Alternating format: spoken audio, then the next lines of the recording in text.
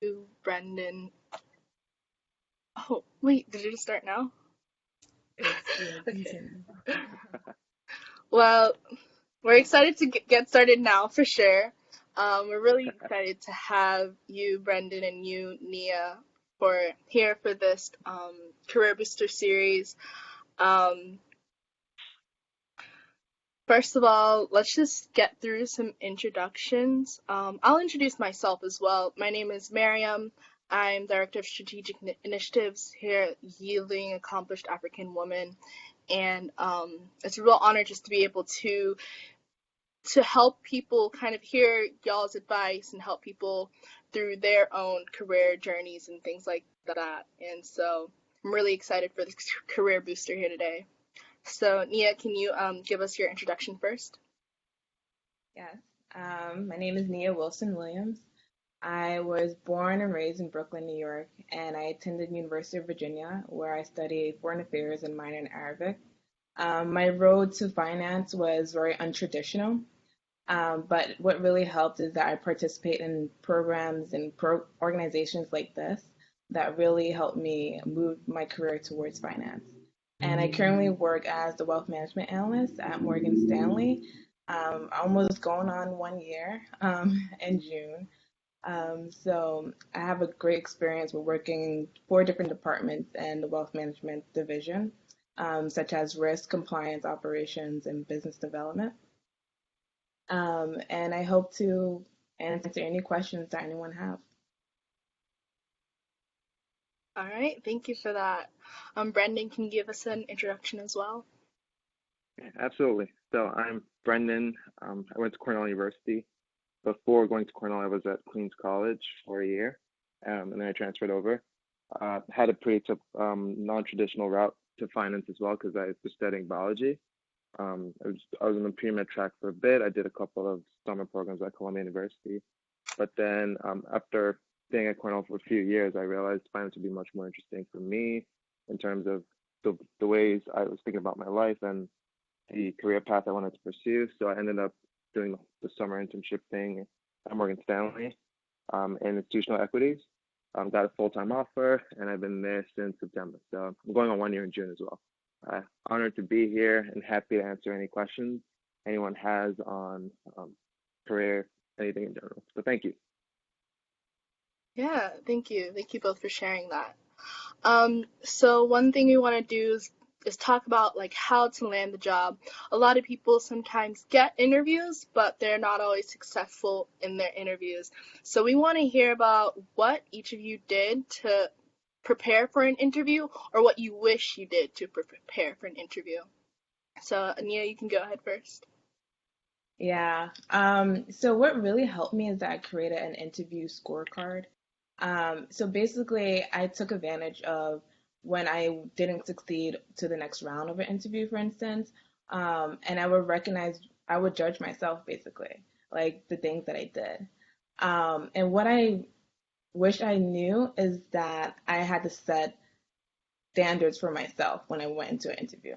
Recognize that I need to say at least 3 stories to at least one person and use the star method. And also end with a closing, always end with a closing, saying, oh, I learned from this experience, blah, blah, blah. Those are things that I wish I knew. I probably have way more experience if I've done that before. Also, take advantage of reading all these resources out there, such as Lean In.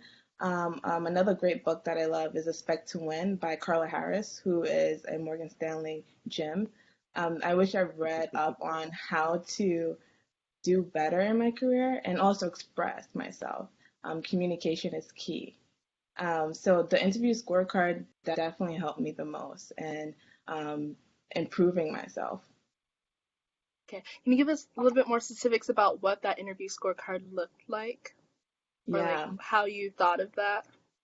yeah, definitely. So when I do like organizations like this and we would have mock interviews, um, I remember I would write down the organization and the date, and I would specify when they were asking me a question if I felt a little hesitant about it. For instance, one question that used to get me a little, or assume I was answering correctly, but I really wasn't. They would ask me, what do I like to do besides business or involving my career? I used to go on and on about all the things I do. In reality, what you need to really do is create a story behind it. And now I say I love to cook because when I would go into the kitchen with my family, I see everyone was involved in something. And I knew I wanted to get involved and mix something or break an egg so I could be a part of the conversation that my family was have. So ever since then, I always became interested and I love to cook for my family. So basically, I have a deep story behind it, just so they could get to know you. Because you got to recognize that an interviewer is a buyer. You're selling your skills, you're selling yourself, so be presentable. Awesome, thank you. So, Brendan, can you also give us a little bit about your experience with like interviewing and what you wish you knew or what you did to prepare? Yeah, of course. So, when it came to interviewing and thinking of what roles I wanted to pursue, I had a much more targeted approach. What I decided was, it's a huge firm. It's a number of huge firms that you're applying to. They're going to want to fill a specific need, right? They have particular things that they're looking for, a particular role. Basically, they only have a few slots in their analyst class, and for their analyst programs, they're giving you a shot at getting into the analyst class. So I had to think of what am I good at, what do I bring to the table, and then how can I blend in what I'm bringing to the table with what the interviewer is looking for. So first thing I did was I surveyed the landscape of opportunities. Okay, investment banking, sales and trading, going a bit into sales and trading, fixed income versus digital equity, wealth, that type of thing. And then once I decided, all right, I want to do something in institutional equities, I had to think of, okay, why do I want to do something in that role? Craft a story around that. Make sure I learned everything about that so I could present myself as the perfect candidate for that role. So, because I think one of the things that we find ourselves doing is that we end up trying to be a jack of all trades and be the perfect interviewee for banking and sales and trading, but it might not necessarily work that way because the person that's going to be interviewing you has been in sales and trading for 20 years or in banking for that number of years. So they want to see that you've taken that extra step of going a mile deep into that role, right? And you can't do that if you're trying to juggle several opportunities at once. So, summary, what I did was I figured out, okay, this is exactly what I want to do. I made sure I was perfectly positioned and study everything I could about that particular role. So when I got to the interview session, I was able to crush it completely. I remember during one of my interviews, one of the interviewees was like, "Wait, I've asked this question to every single person, and you're the only person I knew to answer." And it was a simple question. It was who was releasing earnings after close that day. And I think a lot of people probably missed that because they were trying to like learn about something else and something else and something else, and they missed those tiny things that really show that you actually want to do that job. Yeah. One of the things I wish I knew was that the interview process is much less scary than you think it is. There's, I mean, it's just a human to human interaction. Like people just want to see that you really want to do this because you're not going to know anything coming into these types of roles, right? So people just want to see that you actually have the desire, the passion to learn, because that desire and passion is what's going to carry you when things get tough, much more than what you actually know. Yeah.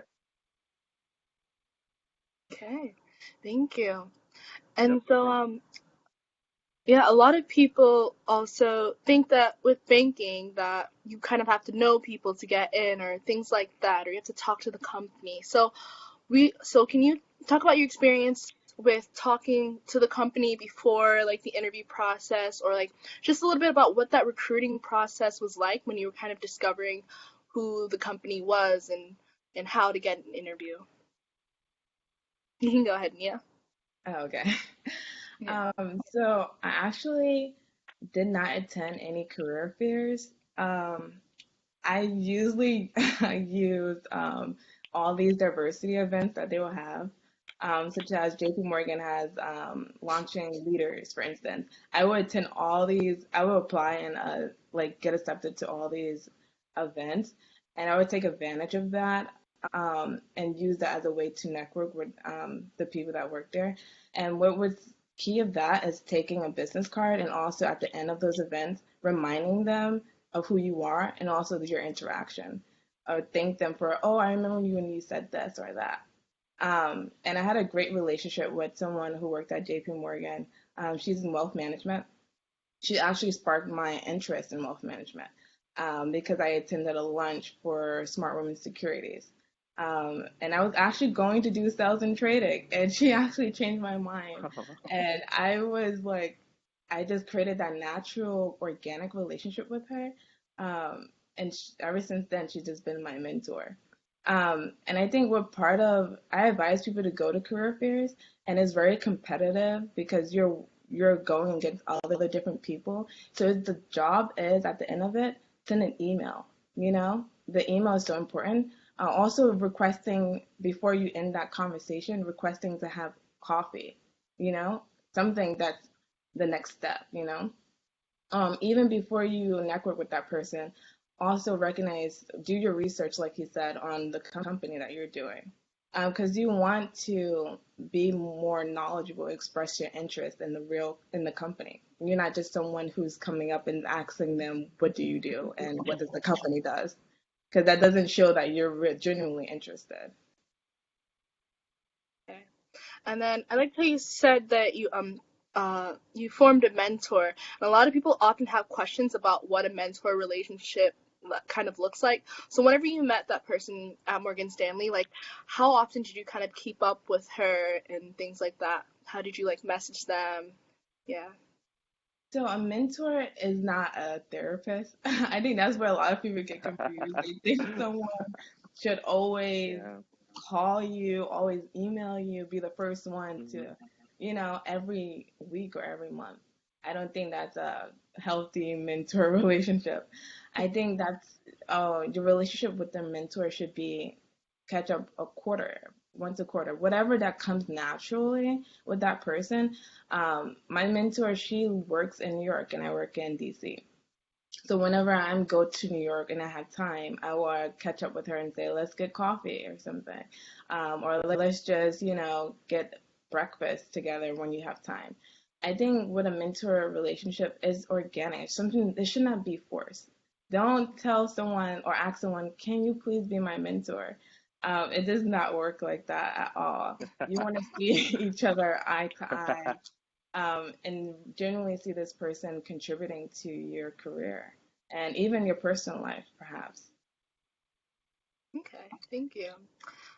Brendan, so can you give us a little bit insight on what your interaction was like with the company before you got your interview and things like that? All right. So, I mean, I was initially recruiting at JP. Um, I, once again, I had a bit of an unconventional route. So, I met someone who worked at JP at an event on campus, and I talked to him. I told him I was interested in like learning about what he does. So, sent him an email. He told me to come by the firm. I swung by. I met him, and I met an MD who was big on diversity recruiting. So that was kind of like my in. He was great at giving me advice on sales and trading and the markets and all that stuff. And so I started like initially I thought I was going to work at JP. That's where I was recruiting and everything. I did a couple interviews with them. Um, I made a couple final rounds. I didn't make the cut for their analyst programs. And then I got a cold call from someone at Morgan saying he'd come across my resume because someone had referred me to him. I didn't know the details. So he wanted to interview me. So that was the first person at Morgan Stanley that I knew. I didn't think I knew anyone there to begin with. Interviewed with him as a screening phone round. Did a second phone interview with another guy at the firm, and then I got invited to Super Day. So it was only when I got invited to Super Day that I got to know more people at the firm because then a couple of people from Cornell started reaching out to me and saying, "Oh, hey, we heard you got invited to Super Day. Like, can we prep you for an interview X, Y, Z?" So I guess in terms of interaction with the company, I didn't really know that many people coming in, but after meeting people and after doing the interviews, that's how I got to know a lot more people at the firm I work now. So yeah, not the typical route, unfortunately for me. And lastly, about getting the job, I want to. I know you mentioned. I know Nia, you mentioned about going to some leadership programs that companies host. Can you talk about any other like activities or networking groups that you were part of in this like throughout your college process, and just how did you get to learn about what banking is? Yeah. Smart Room Securities is a nonprofit that's funded by Warren Buffett. It's an organization that's at UVA and other colleges around America. So this was my first experience learning how to deal with real portfolio with real money. And this organization helped me go further in my career. I was a part of William and Mary stock pitch competition. There were so many other things I've done because I was building my knowledge about finance, and also I took advantage of my political science major, also my Arabic minor. I saw myself as having a competitive advantage because I was able to communicate with diverse clients. I knew I could have skills with strong writing skills to communicate with diverse clients. And I knew that if I expressed that through interviews and networking and just creating those relationships when I joined organizations as the person who knew politics, um, I was making myself more unique.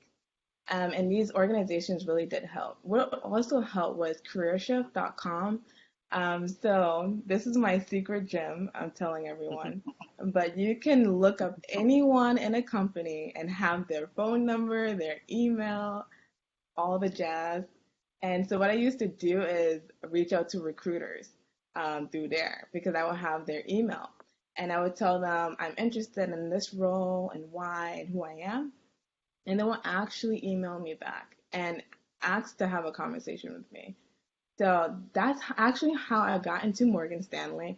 One of the reasons I got into Morgan Stanley is a recruiter that I contact. She was a very young recruiter, um, but she helped me learn about the role that I'm interested in. And in addition, I was able to perform well in my own cold call because my current manager is the one who called me and showed that she was interested in recruiting me.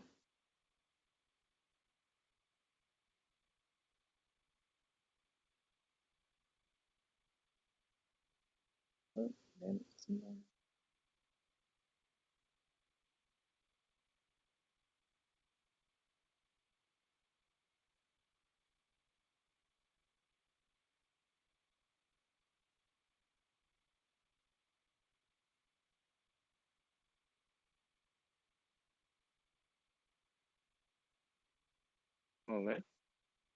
Yeah, I think something happened. Hello? Oh, okay. Yeah. Okay. Sorry, All right. my Yeah. video disconnected. Yeah, technology. Yeah. Yeah. Mhm. Uh, were you finished with your answer though? Yes. Okay. All right. Thank you for those like resources that you gave out. I hope people watching like wrote those down, and I hope they're doing it. And so, yeah, Brandon, do you have any thoughts, comments on like what type of like groups and activities you're a part of to like learn more about banking and about this career path? Yeah, absolutely. I was part of the SEO program, so that was very instrumental in helping me learn about the entire space and then connect with recruiters. Um, I'd also say, I'd say just since my route's a little bit different, one thing I believe in from experience is also like you putting in the effort to like reach out to recruiters, just like Naya said. Um, Try and talk to as many people as possible. Like a lot of the onus is on you to make sure that like you get a job. It's you know what I mean. I think it's a recruiter's job to get you an interview, but it's your job to get yourself a job. So um, join groups like joining groups like SEO, lots of career fairs, lots of groups on campus, on your different campuses for the various parts of banking or sales trading that you're interested in can only help you. Okay. That's good. That's a lot of great tips about like how to get the job. And so now we're gonna like ask a little bit about like what the actual job is like and maybe what the an internship is like. So can you talk about what the formal training is like for interns or for someone on the job? I know a lot of people will like start a job and they feel like they don't know anything. So tell us about like what how Morgan Stanley kind of trains you to be a better at your job. My next, I don't know. Yeah, yeah, you can go ahead first. Or yeah. So I interned at JP Morgan. So I had a great team. I have to say, my manager was so bubbly and she made it easy for me to go to her if I had a question. In terms of training, the first day all the interns are sitting in one room and we're basically brainwashed. I like to say we're getting all these information about the company on this big screen, and we just sit there in the dark and just watch the screen. But in terms of Similar experience. in terms of tangible skills, that's something that is built over time. It's not going to be given in one day, in one training, because they do have these online training resources that most companies have. But I learned all my skills by doing the job. Just even using YouTube to learn about Excel shortcuts and everything. Just taking advantage of those resources outside of the company, I was able to build my skills and also take advantage of like your team. Even going to other departments. I remember I would go to the marketing department to ask some questions, or even I would go to the like wealth and management department to ask some questions. Just taking advantage of that, the fact that you're in that building and you can literally walk up any flight of stairs into any department and ask someone a question. And I would take advantage of Skype, pinging someone because I was interested in the legal and compliance department, pinging someone, asking them what skills is necessary for me to apply to that role. Um, I just think those, for your answer, I just think it takes time and something that's built over time. As for my full-time position, um, we do have more intense training than interns. So it was spending about 3 days in New York, just learning about the compliance part of wealth management, making sure we don't mess up anything, and also learning about all the other different resources. You have your regional CROs, people who you can reach out to, regional diversity officers. Those are, for instance, people you can reach out for and tell them, I need help with something. Because those are your go-to people. Those are the people who have controls to move mechanisms and the company to help you. So I take advantage of that and even have a relationship with your manager because your manager knows what they're doing, or some managers know what they're doing. They're ahead of you. So have that relationship with them or strive to have that relationship with them and make sure that they're supporting your career. Okay. Yeah. Brendan, do you have any like more comments about what training was like for you and how did you feel more successful on the job? Yeah, I mean, training was pretty similar. I was laughing at the brainwashing effect. You go in there and tell the great stuff about the company, um, because, and I guess that's important because you have to buy into what the company's vision is. I guess one of the things that makes equities or more at Morgan Stanley different is apart from the fact that we've been one of the most successful equity franchises, or pretty much the most successful equity franchise on the street. It's more, I guess, our training. Besides being intense and being on a whole lot of technical skills, it's also about thinking of Morgan Stanley as a business or like the equities division as a business, and then trying to learn as much as you can about that particular business and just learn how everything works together. So that's kind of how our training and our rotational program for the summer is like, right? So it's 10 weeks. First week is general training, 8 weeks. You're rotating across 4 different desks, 2 weeks each. And the goal of that is to just expose you to different parts of the business and learn how everything fits together. So it's completely different on our end. And I'm happy to answer any specific questions you have on that. But yeah. Okay. Yeah, and so, well, with being placed in that whole new environment and all that training and stuff, can each of you talk about what some of your like early challenges were like in those first few weeks of the job and like Yeah. how you overcame that and like maybe some best tips for us for people starting new jobs about what they should kind of avoid or to do. And Brendan, you can go ahead first. Okay. Oh, about time. All right. So, all right. So, yeah, challenges. So, I mean, honestly, for me, being like, kid from Queens, studied biology, like no, like pretty much minimal to no exposure to this kind of environment. My biggest challenge is like, just learning how to fit in, whatever that means, and feeling comfortable and feeling like you deserve here and to be here and feeling like you're part of the family. That was like my biggest challenge because everything was just so brand new to me. But how I overcame that was um, after talking to a lot of people, I connected with people that have had similar stories to mine. Um, it was great to find out that like not everyone in there was like extremely privileged or whatever, and that there are a lot of people from pretty much low income, middle income backgrounds. And so talking to a lot of people, connecting with people like you that shared a similar experience to yours, that made me feel that wait, this is actually somewhere I belong. So I guess the belonging and feeling that you're as good enough as everyone else is probably the biggest challenge maybe anyone will face. And I guess you overcome that by, talking to people and then finally, believing in yourself as you become much more successful at what you do. So yeah. Okay. Yeah, Nia, do you have any? You want to talk to us about your rookie mistakes and like early challenges as well? So one of them was recognizing my resources.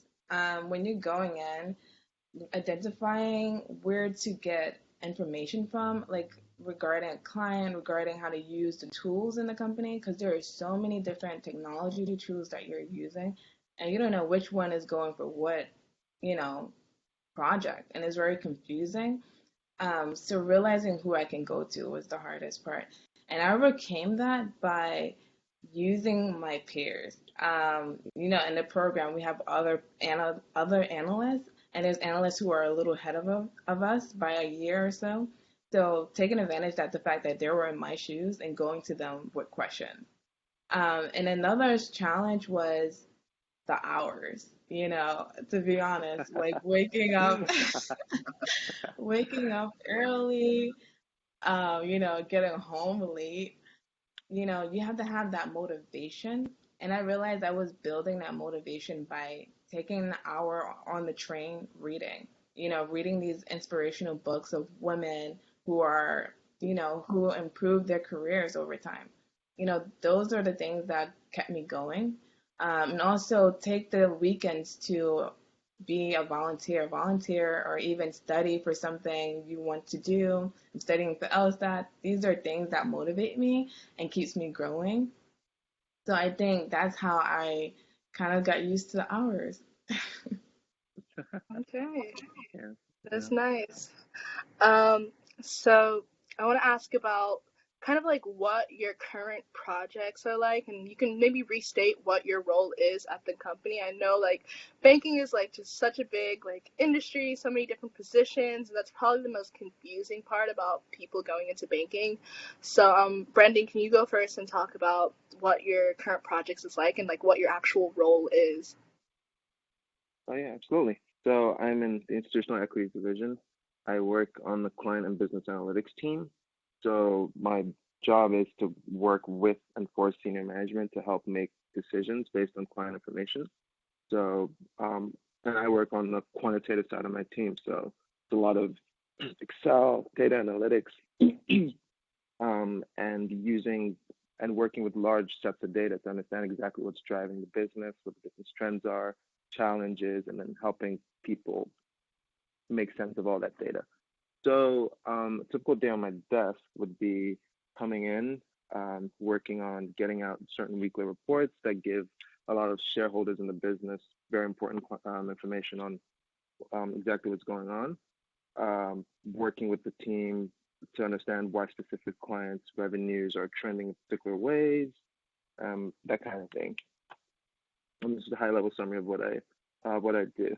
There's a number of bespoke analyses that I might do on different types of data, such as interactions data. So when we think of the resources that our clients use, such as our research usage and one of our resources known as corporate access, when clients come to us for research and they use our research, are they paying us effectively for those kind of resources? Are there ways that we can monetize those resources more?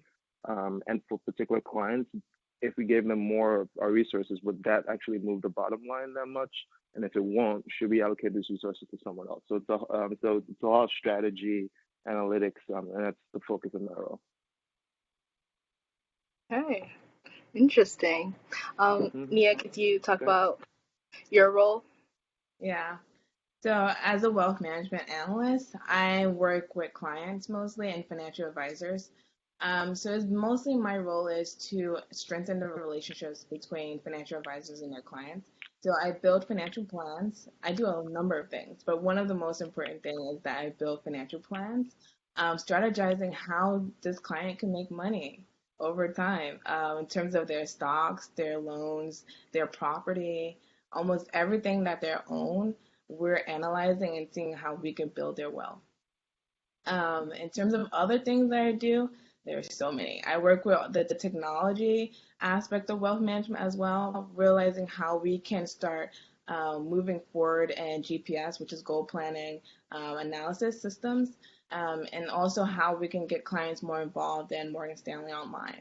So trying to create that relationship and showing how Morgan Stanley is also innovative in technology because we're working towards building a more tech savvy wealth management experience for our clients. Hmm. And I also have projects where I work with the management team involving their initiatives, which I can't really speak about. But yeah, those are the most important Yeah, things that I can I talk know. Yeah, about. yeah. Yeah. I It's know the in I know the feeling. When I was describing my role, I kind of felt tongue tied because there's a whole lot of stuff I can't talk about. Yeah. Um, yeah. yeah. Hmm. Yeah, it's interesting that it seems like you both like love your job and like exactly what you're doing.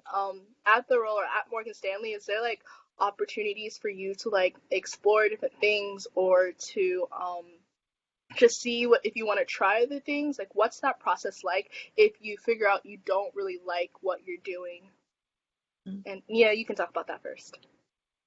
So they typically say take a year of what you're doing. So it's 18 month minimum requirement if you want to explore something else. But the thing is, it doesn't stop you, the fact that you have to stay in your role for 18 months. You can also use the resources, the internal resources, to talk to other people in different departments that you're interested in. So that's definitely allowed. Also, we have multicultural events. The Multicultural Leaders Summit that's coming up within wealth management. That's an opportunity for me to network with people who are in different departments within wealth management. So it definitely does not try to keep you in one bubble at Morgan Stanley because the culture is, especially in New York, especially in DC, the culture is that you're expected to move to a different place in 2 years. Like, why are you still in this department? Typically, as a young person, you're expected to start searching and seeing your place and Morgan Stanley and different departments. And it's okay to stay where you want to be. You know, it shows that you want to stay focused on one thing, and that's okay. There's a number of people who do that, but there's also a number of people who continue to rotate to different departments, such as me. Okay. Brendan, you have anything to add to that? Oh yeah, I mean mobility is huge for the firm. I think every quarter they send out a huge note on the people that move different roles, and they always tell us, and hey, if you're thinking about moving, if you're good and you're thinking about moving, we'd rather have you move within the firm, right, than go somewhere else. So mobility is one of the huge things that the bank thinks about. When it comes to the equities division, what we do is our business has so many different parts in it. So a lot of the mobility that happens on our end is more it's thinking about, okay, hey, if you're doing strategy like I'm doing now, like, would you want to do sales? Would you want to do trading? Would you want to do something in one of our prime brokerage businesses? So that's so to add to our point, I mean, I guess mobility is one a huge factor for our division, and there are a lot of opportunities if you want to move around because nobody wants you staying at the same place if you're not happy. Okay. Yeah. So, I want to ask, what is like maybe one of the most surprising things that about your job, something you didn't know, or just any like new revelations about your job so far, or about the company as well? Like what also keeps you there and what keeps you happy at Morgan Stanley? Hmm. Nia, you can go first. I think the events, I love that I can attend NABA. I don't know if people know about National Black Accountants Association. There's a NABA committee that just joined because I never heard of it. I just joined and it's based in the headquarters in New York. But I love that I can join these organizations that are typically for college students. And I also love that I can attend all these leadership events for Morgan Stanley. Those are very fun. I think those are the things that keeps me going is meeting all these people who were in my position and risen up within the company. So those are the things that I really, really enjoy. And also Morgan Stanley is very like big on volunteering. They have so many organizations and I joined about two here in DC. So those are things that I love to do, like represent the company when I'm like, you know, handing a hand to someone or helping. So that's the things that I really enjoy. Brendan, can you talk about some of the things you've like enjoyed and what keeps you happy at Morgan Stanley? I mean, what keeps me happy is the people. I mean, you get to. I think one thing I like about our business, consultant trading, it's very interpersonal. It's a whole relationship business, so you get to know people pretty well. I mean, you sit by them for about 12 hours a day, and you get to know people and become say 60% friends, 40% colleagues, and I think that's kind of what keeps me and keeps me happy is just meeting all these very accomplished people. It's also pretty flat structure, so you can network with pretty much anyone you want, senior, junior, and that's generally what keeps me there. I also like the fact that I get to volunteer, just as Nate was saying, for different number of organizations on behalf of the firm. Um, our firm also has this thing called student sponsors partners, where you get to serve as like a big brother to a kid from a low income background. So I signed up for that, and that's been one of the most rewarding things I've done with my life so far because you get to make an impact in someone else's life, all through the firm, and so things like that keep me very happy there.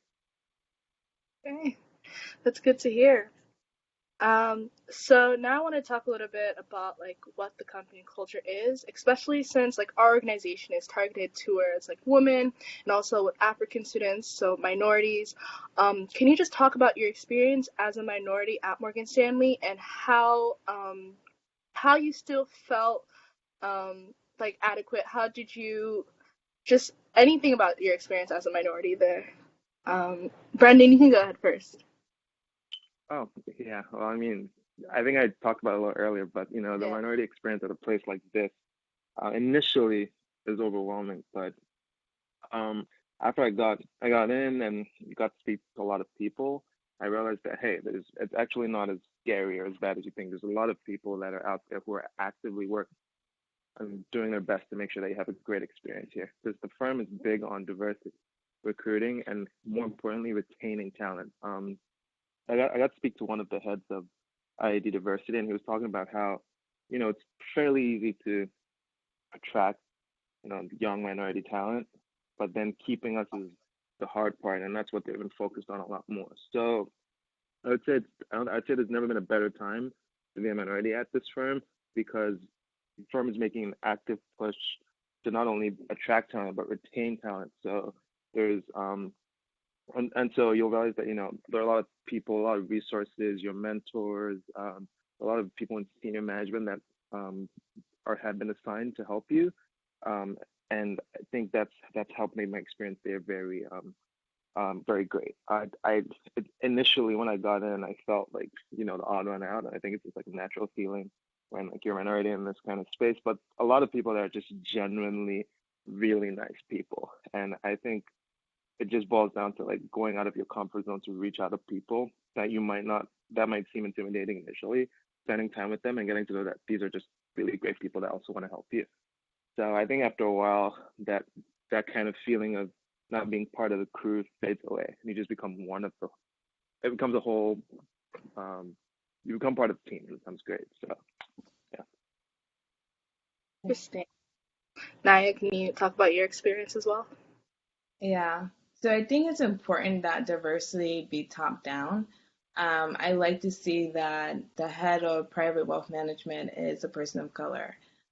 Mindell. My manager's manager is a person of color. Those are the things that I like to see. That's what when I go into a company, when I'm interviewed and I notice these things, those are the key things that I recognize and the factors. Because when I go into an environment, you know, it is hard, like you mentioned. It's a little nerve-wracking because you're a person of color and you walk into this predominantly white environment. But the thing is, when you see someone there who does look like you, um, it makes things easier, right? And I think that's what Mhm. Morgan Stanley recognized is that they're learning that diversity is needs to be top down. And that's something that makes me more comfortable. And for instance, Carla Harris, she's like the face of HR at Morgan Stanley. To see a black woman, speak in front of hundreds of Morgan Stanley employees, it resonates with you, and you see yourself being at this firm, and you see yourself being supported because they're bringing out that image of the firm. Don't get me wrong, there are definitely going to be rooms where you're going to be the only person of color. There's times when I've only been the only person and the only woman in a room. Um, what makes me feel more powerful and more feel like I have more of a voice because I'm not necessarily representing a group, but the thing is I'm representing myself, and I can speak up. I feel my perspective is unique and I take advantage of that. And it's something that takes time. I didn't feel like I really had a voice, but over time I learned to genuinely speak up for myself because I Yeah. would see people And like Carla Harris. That's yeah, and awesome. to sorry, I'm not to cut him, but to piggyback off of that, I mean, I know diversity is very important for the firm, but I think one thing that like helps us stand out is a lot of the diverse talent there is like homegrown, and I think when you're thinking about seeing diversity from the top down, you want to like consider those factors too. Like, did they just like go hire someone who looks a certain way to be the head of X just so it shows that we look diverse? You know what I mean? But at our firm, you see Carla's been there for so many years, like homegrown. Um, Other MDs across the equity space have been there for a decent number of years, also homegrown, and then rose all the way to the top. So I think personally that stood out more for me than even the fact that the people up there were people of color, because if they just hired them externally and they've only been there for a few years and they're senior people, then it doesn't really send that message the same way. Harris has been a part of the firm for a long time. Mindell, who's the Hmm. head of private wealth management, he started as an analyst and moved up. So I completely agree with you. So, So, my other question my question, on culture. coach, Wait, it's echoing. it's echoing. Hold on. Yeah, definitely. Yeah. Hello? Hello? Mm, Yes. Yeah, yeah, I'm Yeah. here. Yeah. okay. Okay. So I wanted to So I wanted ask, to ask, um, um, so with the company so culture with of the company Morgan culture of Morgan Stanley, Stanley, there's there's a lot of there's other a lot of other banking firms out banking there. firms We have out Bank of there. We have America, Bank of Goldman America, Sachs. Can you Goldman just Sachs. Can you tell us just again, even tell though you've us already again, talked even though a you've lot already talked a lot about it, what kind of what makes kind of makes Morgan Stanley Morgan even Stanley more different, even or more like, different, or like, um, um, why should someone maybe why like should someone recruit with maybe Morgan like recruit with Stanley Morgan rather Stanley than like rather be than like like be recruiting with like Goldman recruiting with Sachs, Bank of Goldman America, Sachs, just Bank of lots of America, other just lots of firms? other firms? Hmm. Oh, easy question. Nia, you can Um, start. yeah, you can start first. Oh, why me? No, okay. Or Brendan, either one. No. Let the lady go first. I think you should always take advantage of not just because of the name, but if you're recruited to Goldman Sachs, take advantage of it. If you're getting recruited to Bank of America, take advantage of it. Don't look for the name of a company. I say look at the responsibilities of the role. That's like most important to me. Is more important than the title and the name, the brand name of the company, because that's how you get caught up in a position that you don't really enjoy. So the thing is, the culture at Morgan Stanley is different from Goldman Sachs and Bank of America, just as they are different from each other. But the thing is, they are, I feel like we can't really compare because in this industry, they're all working towards being competitive and almost they end up being the same by trying to be competitive. I have to be honest. because Goldman Sachs have diversity events, Bank of America has diversity events. But the only thing in my experience and my role makes different is that I'm able to have more flexibility. I'm able to have a different relationship with my managers, and I'm able to take on projects when I ask for one. I have the ability to say I want this or I don't want that. That's the only difference I can say in my own experience. Um, but I had to say, if you get an offer and you enjoy the responsibilities, don't care about the name on the company, please. That's how you're not gonna get the experience because you gotta follow the challenges. That's how success follows you. Hmm. Okay, sounds Okay, good. sounds Yeah. good. Yeah. Brendan, can Brendan, you can share you your thoughts on share this your as well? thoughts on this as well?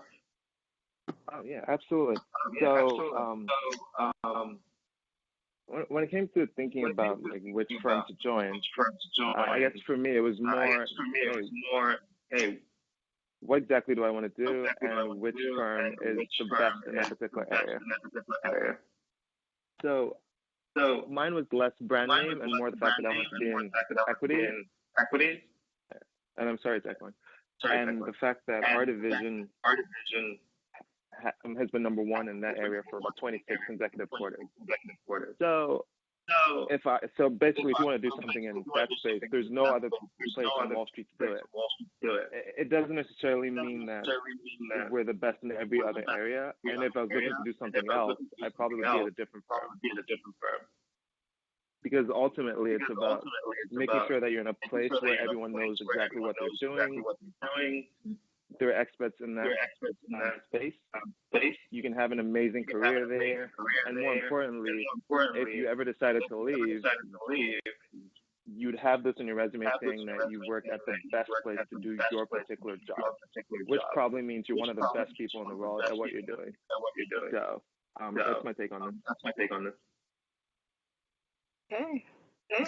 sounds good. And then Sounds I good. don't know, And then maybe for I don't know, stop, I maybe feel to stop, I feel maybe if you're not maybe if you're talking, not press the talking, mute press button. the mute button. Okay. Oh, all right. I Um, think that um, worked. Okay, so we didn't get any questions put on Facebook, but my last big question to y'all is how did this role you have now, how does this align with some of like your long-term goals or with whatever your goals were in college? So, yeah, Brendan, you can go first and talk about that. oh. Well, I guess my when I was in college, my goal was to get an amazing job. I think that's like basically why a lot of people go to college. Um, I mean, the firm in this role has done a great job of like providing me with that. I'm in a place where I'm challenged. I'm learning a lot. I'm working with really, really great people. It's all inspiring. At least for me, whenever I'm walking to work and I see that huge building, and it like, it still blows my mind that I work here. And so it's kind of an inferiority complex. Like, do I deserve to be here? And like, oh, how's everyone around me so great? But in terms of my long-term goals, I'm kind of doing a lot with my life in terms of learning and then combining my background in biology with my financial experience to probably do something that blends those two a bit more. And so I think my job has been an excellent starting platform to understand how finance works and combine that with my past experience to do something else if I do decide to, or if I do decide to stay here. So it's been great so far. Okay, Nia, can you talk about how this kind of aligns with your long-term goals and what your goals were in college as well? Yeah. So being that I am from a immigrant background, my family's Jamaican.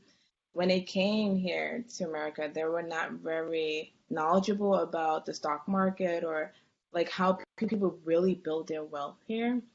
So my goal was to learn how to build my own wealth, and my legacy. And the best part of doing that is entering that industry, realizing how corporations are doing that for so many of their clients.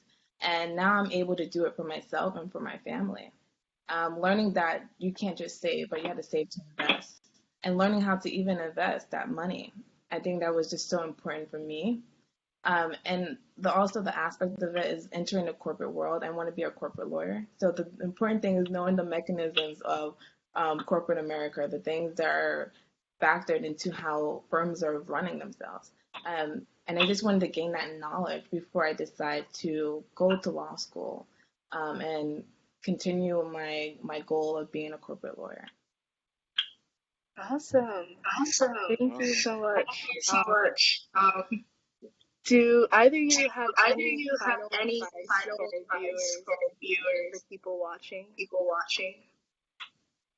And you can just And either you can just throw it either out, just both of throw you. it out. Both of you. Anyone? um, I mean, I have to just work really, really hard, and you'll reap the rewards of your labor. I think one of the things that we see these days is everything appears a lot more easier than it actually is. If you go online, if you go to Instagram, people are publishing success stories. LinkedIn is filled with success stories. Everyone's building a company. Everyone seems so successful, and it appears like you're the only person who isn't doing it, right? But what you don't see is the struggle, the sweat, the tears, the number of failures, the number of rejections.